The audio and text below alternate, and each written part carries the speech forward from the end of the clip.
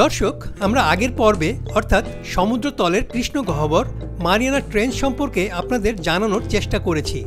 বিজ্ঞানীদের বিষয় ছিল এমন চিরস্থায়ী অন্ধকার আর লাখ লাখ টন পানির চাপে কোনো প্রাণীর পক্ষে মারিয়ানা ট্রেঞ্চে বেঁচে থাকা সম্ভব কিনা। তাদের বিস্ময়ের অবসান হয়েছে।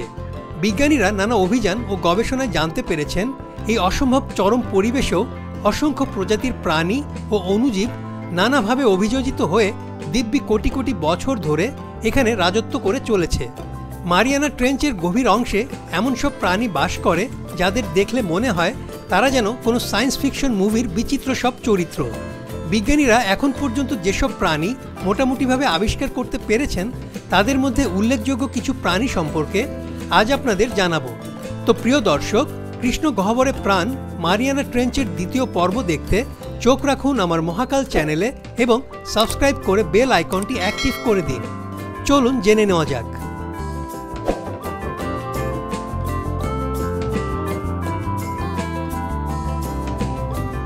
সি কিউকাম্বার, যাকে বলা হয় সাগর শসা। শসার মতো দেখতে হওয়ায় প্রাণীটির এমন নামকরণ। এটি এক প্রকার সামুদ্রিক একাইনোডার্মাটা পর্বের প্রাণী। প্রাণীটি বিশ্বের অনেক দেশে অগভীর সমুদ্রেও দেখতে পাওয়া যায়। বিশেষ করে চীনে এই প্রাণীটি কসমেটিক্স তৈরি এবং খাওয়ার জন্য শিকার করা হয়। তবে মারিয়ানা ট্রেঞ্চের গভীর পানিতেও রয়েছে প্রচুর সি কিউকাম্বার। দেখতে অনেকটা জেলিফিশের মতো মনে হলেও এই প্রাণীটি মানুষের জন্য ক্ষতিকর নয়। আকৃতি ভেদে এরা লম্বা, গোলাকার ও চ্যাপ্টা হয়ে থাকে। এদের শরীর দেখতে ফিল্টারের মতো, তাই এরা জীবাণু পরিষ্কারক হিসেবেও পরিচিত। সাগরতলে খুবই ধীর গতিতে হামাগুড়ি দিয়েই কেটে যায় এদের জীবনের বেশিরভাগটা। এরা নিজেদের শরীর ইচ্ছে মতো সংকোচন ও প্রসারণ করতে পারে। দেখতে নরম এবং চলাফেরায় ধীরগতি হলেও শত্রুর হাত থেকে বাঁচার জন্য এদের রয়েছে বিশেষ একটি ক্ষমতা। তা হলো বিপদ দেখলে এরা অন্ত্র থেকে এক ধরনের বিষাক্ত পদার্থ পানিতে ছুড়ে দেয়, যা আক্রমণকারীকে পিছু হটতে বাধ্য করে। 1960 সালে মারিয়ানা ট্রেঞ্চে অভিযান চালানোর সময় সমুদ্রের অতল গভীরেও এই সি কিউকাম্বার প্রথম নজরে আসে বিজ্ঞানীদের।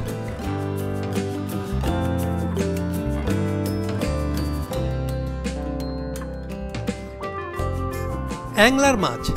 মাছটি তাদের অদ্ভুত চেহারার জন্য সি ডেভিল বা সাগর দানব নামেও পরিচিত। এই মাছ সাগরের এতই গভীরে বাস করে যে এর বাসস্থান বা বংশবিস্তার সম্পর্কে তেমন কিছু জানা যায়নি। মাছটি শুধু দেখতেই কুৎসিত নয়, এরা মাংসাশী এবং বেশ হিংস্র। এদের সবচেয়ে উল্লেখযোগ্য বৈশিষ্ট্য হল শিকার ধরার পদ্ধতি। এই মাছের মাথায় একটি দণ্ডের মতো অংশ রয়েছে যেখানে আলো তৈরি হয় এবং শিকার ধরতে এই আলোকে টোপ হিসেবে ব্যবহার করে। এই দণ্ডটি মূলত বিশেষ ধরনের একটি গ্ল্যান্ড এবং এর ভেতরে রয়েছে ব্যাকটেরিয়া। আর এর সাথে যুক্ত রক্তবাহী ধমনীর প্রসারণ বা সংকোচনের মাধ্যমেই আলো জ্বালানো বা নেভানোর কাজটি করে এই মাছ। ধমনী প্রসারিত করলে প্রচুর অক্সিজেন এই গ্ল্যান্ডে প্রবেশ করে এবং আলো জ্বলে ওঠে, আর সংকুচিত করলে অক্সিজেন প্রবাহে বাধা পাওয়ায় আলো নিভে যায়। এই আলো দেখে উৎসাহী হয়ে কোনো মাছ বা প্রাণী কাছাকাছি আসা মাত্রই চোখের পলকে গিলে ফেলে রাক্ষসে এই মাছটি। বিশাল মুখ এবং ধারালো দাঁতের কারণে অ্যাংলার মাছ তাদের আকারের চেয়েও বড় মাছকে অনায়াসে গিলে নিতে পারে। একটি নারী অ্যাংলার মাছ 1 মিটার পর্যন্ত দীর্ঘ হতে পারে, অথচ পুরুষ অ্যাংলার মাছের দৈর্ঘ্য মাত্র 4 সেন্টিমিটারের মতো। পুরুষটি নারী অ্যাংলার মাছের শরীরের সাথে পরজীবীর মতোই লেগে থাকে এবং একসময় তা নারী মাছটির শরীরেরই একটি অংশে পরিণত হয়।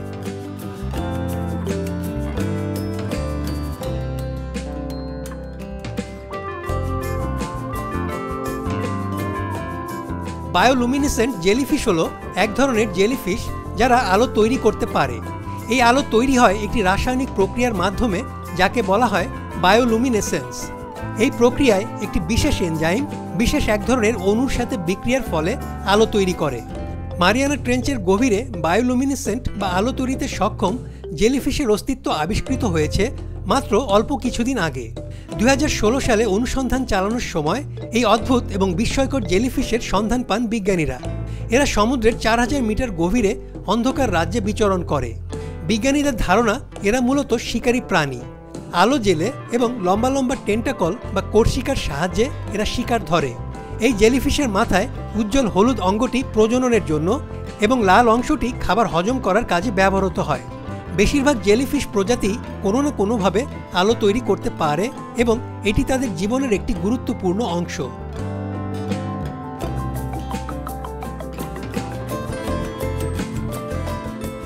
হারমিট কাঁকড়া।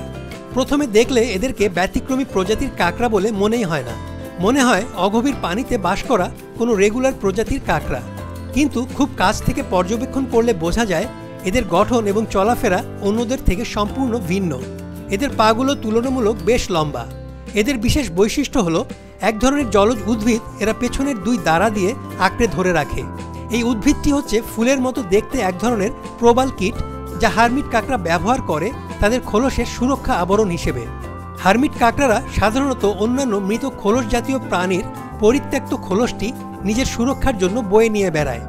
মারিয়ানা ট্রেঞ্চের গভীরে বাস করা এই হারমিট কাঁকড়ারা 6 পায়ে চলাফেরা না করে 4 পা ব্যবহার করে। বাকি পা দুটো এরা ব্যবহার করে প্রবাল কীটটি শরীরের সাথে ধরে রাখার জন্য, যে কারণে এই কাঁকড়া যখন চলাফেরা করে তখন তাদেরকে অনেকটা মাকড়সার মতো মনে হয়।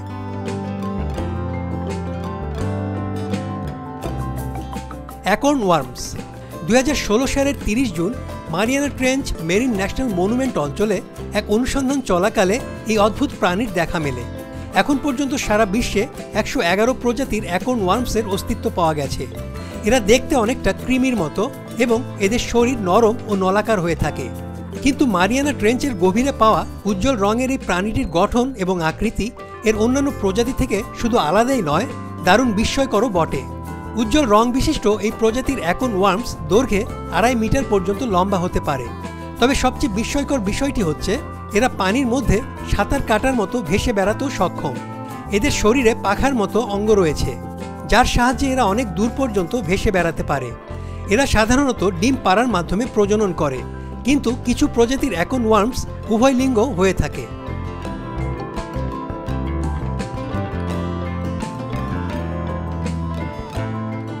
শিকারি টিউনিকেট। প্রাণীটিকে হঠাৎ করে দেখলে মনে হতে পারে সমুদ্রে জন্মানো কোনো উদ্ভিদ। সমুদ্রের গভীর তলদেশে এরা অনেকটা উদ্ভিদের মতো আটকে থাকে এবং খুবই নিরীহ মনে হয়। কিন্তু এই প্রাণীটি মোটেই নিরীহ নয়, বরং রীতিমতো ভয়ঙ্কর এবং মাংসাশী। এদের মাথাটা মূলত বিশাল হা করা একটা মুখ। ছোট ছোট প্রাণী বা প্লাঙ্কটন এই হা করা মুখের সামনে দিয়ে যাওয়ার সময় এরা প্রাণীটি দ্রুত ধরে মুখ বন্ধ করে ফেলে এবং খেয়ে হজমও করে ফেলে। হজম হয়ে যাবার পর এরা পুনরায় মুখ খুলে পরবর্তী শিকারের জন্য ওত পেতে থাকে। এজন্য শিকারি টিউনিকেটকে ঘোস্ট ফিশ বা ভূত মাছও বলা হয়। এদের শরীরে একটি বিশেষ আবরণ থাকে যা এদেরকে শিকারির হাত থেকে রক্ষা করে। অনেক বিজ্ঞানীর মতে এই প্রাণীটি 550 মিলিয়ন বছর আগে থেকেই পৃথিবীতে বাস করছে।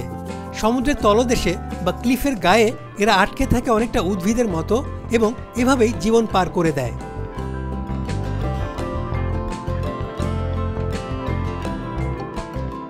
জায়ান্ট অ্যাম্ফিপডস। প্রথম দেখায় মনে হতে পারে এই প্রাণীটি একটি বিশাল আকৃতির চিংড়ি মাছ, কিন্তু চিংড়ির সাথে এই জলজ প্রাণীর কোনো যোগসূত্রই নেই। এরা অ্যাম্ফিপোডা পর্বভুক্ত এক প্রজাতির প্রাণী। গবেষকদের মতে এই প্রাণীদের আকার আকৃতি নির্ভর করে পানির কত গভীরে এরা বসবাস করে, অর্থাৎ এরা সমুদ্রের যত গভীরে বাস করবে সেই অনুপাতে এদের শরীরও তত বড় হবে। মারিয়ানা ট্রেঞ্চের গভীরে বাস করা এসব অ্যাম্ফিপডের অনেকগুলোই 34 সেন্টিমিটার পর্যন্ত দীর্ঘ হয়। এদেরকে সুপার জায়ান্ট অ্যাম্ফিপডও বলা হয়ে থাকে। জায়ান্ট অ্যাম্ফিপডগুলো সাধারণত পচা জৈব পদার্থ খেয়ে জীবন ধারণ করে, তবে এরা শিকারীও হতে পারে। অপরদিকে অল্প গভীর পানিতে বাস করা অ্যাম্ফিপড সাধারণত 1 সেন্টিমিটারের বেশি লম্বা হয় না।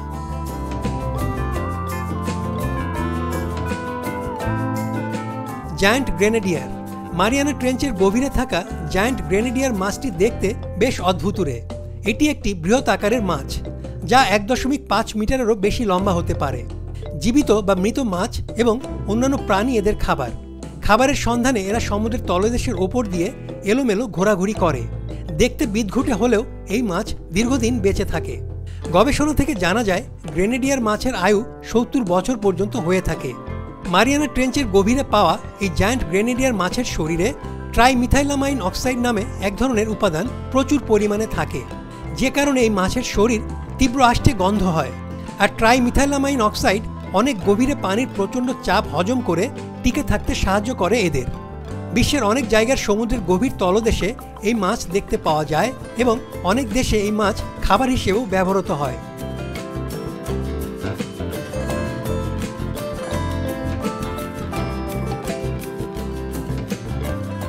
Abyssal ghost Shark. এরা মূলত এক ধরনের মাছ যা চিমেরা পরিবারের অন্তর্গত। এই চিমেরা নামের পেছনে রয়েছে একটি গল্প। এদের ভৌতিক এবং অপার্থিব চেহারার কারণে বহু বছর আগেই এই নাম দেওয়া হয়েছিল। গ্রিক পুরাণে এক দানব নারীর কথা উল্লেখ আছে, যার শরীর বিভিন্ন জন্তুর শরীর মিলে তৈরি হয়েছিল, আর তার নাম ছিল চিমেরা। গ্রিকরা যখন এই শার্ক প্রথম দেখে তখন তারা ভেবেছিল এটিও বিভিন্ন প্রাণীর শরীর মিলে তৈরি হয়েছে, যে কারণে এই শার্কের নামও হয়ে গিয়েছিল চিমেরা। যাই হোক, অন্তত 400 মিলিয়ন বছর ধরে এই প্রাণীটি রাজত্ব করে আসছে গভীর সমুদ্রে। তবে খুব কমই দেখতে পাওয়া যায় এদের। দেখতে ভয়ঙ্কর এই শার্ক মোটামুটি 4 ফুটের মতো লম্বা হয়। এদের মাথার পেছনে একটি বিষাক্ত কাঁটা আছে, যা শত্রুর হাত থেকে এদেরকে রক্ষা করে। এদের শরীর অনেকটা হাঙরের মতো, তবে এদের মুখ এবং দাঁত অন্যান্য শার্ক থেকে আলাদা। এদের ভূত বা ঘোস্ট বলার কারণ হলো এরা গভীর সমুদ্রে বসবাস করে এবং এদের শরীর হালকা ফ্যাকাশে রঙের হয়ে থাকে, যা এদেরকে দেখতে রহস্যময় বা ভুতুড়ে করে তোলে।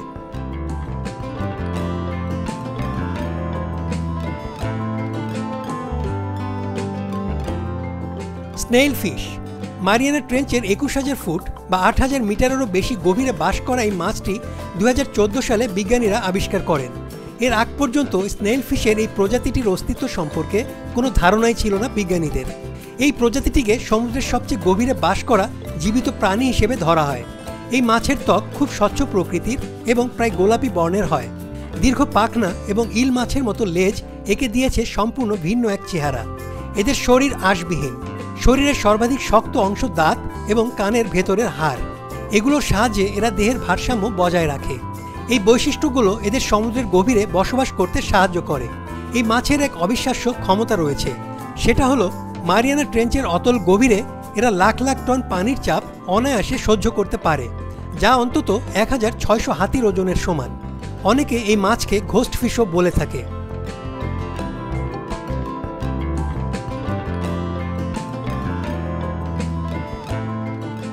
Viper fish.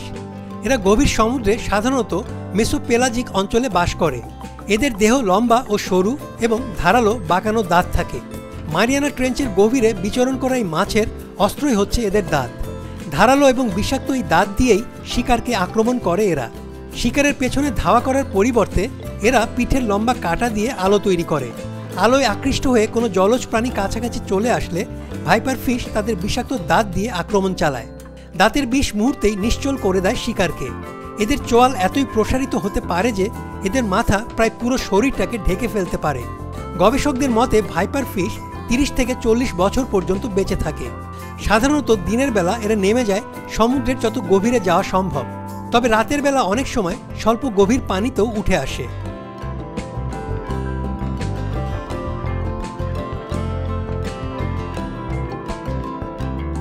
প্রশান্ত মহাসাগরের উত্তাল এই জলরাশির নিচে রয়েছে প্রচণ্ড চাপ, কোথাও উত্তপ্ত লাভা, কোথাও বা অদ্ভুত আকৃতি ও প্রকৃতির সব প্রাণী। সাগরের যত গভীরে যাওয়া যায় ততই এমন সব দৃশ্যের দেখা মেলে। প্রিয় দর্শক, বিভিন্ন তথ্য উপাত্ত ও সোর্স থেকে যতটুকু জানতে পেরেছি ততটুকুই আপনাদের জানানোর চেষ্টা করলাম। এই ছিল কৃষ্ণগহ্বরে প্রাণ মারিয়ানা ট্রেঞ্চ নিয়ে দ্বিতীয় পর্বের আয়োজন। কেমন লাগলো? যদি ভালো লাগে তাহলে চোখ রাখুন আমার মহাকাল চ্যানেলে এবং সাবস্ক্রাইব করুন ও আপনার মতামত দিন। আপনাদের ভালো লাগাই আমার চেষ্টার আনন্দ। সবাইকে ধন্যবাদ।